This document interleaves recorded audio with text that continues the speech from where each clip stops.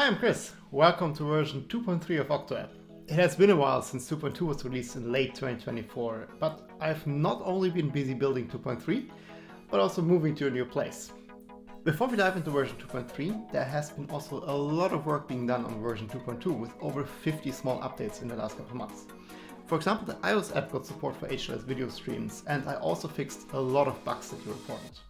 But what's new in version 2.3? The biggest new feature is support for Apple Watch. The Android folks already had support for OctoApp on Google's Wear OS for quite some years now, so it was only fair to also bring OctoApp to Apple Watch.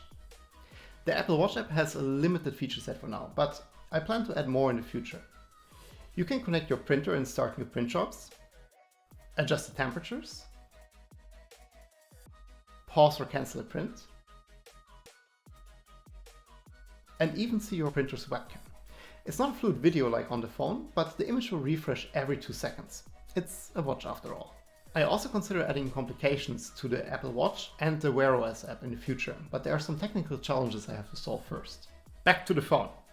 There was one feature I was really missing while working with my Klipper machine: bed level adjustments. Klipper has some inbuilt helpers to level your bed, including the amazing screw tilts adjust command that tells you exactly how far you need to turn each screw to get a perfectly level bed. You can now start this helper and others directly from OctoApp, and the app will also show you the results. Also on the Klipper front, OctoApp now supports the Moonraker timelapse plugin. As with Octoprint, the timelapse videos can be found in the timelapse archive in the main sail or fluid menu.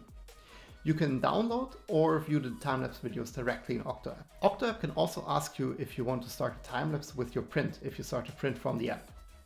Last but not least, quite a few people were asking for support for custom HTTP headers when configuring the remote connection in OctoApp. OctoApp 2.3 now has this option, so all networking experts out there, here you go. And that's version 2.3. As always, many small improvements were also made under the hood. The next version of OctoApp is already in the making, so stay tuned for updates and news by subscribing to my YouTube channel. Also feel free to drop into one of my weekly live streams, where I build printers like this Voron 2.4 and other cool stuff. As always, enjoy the app and happy printing!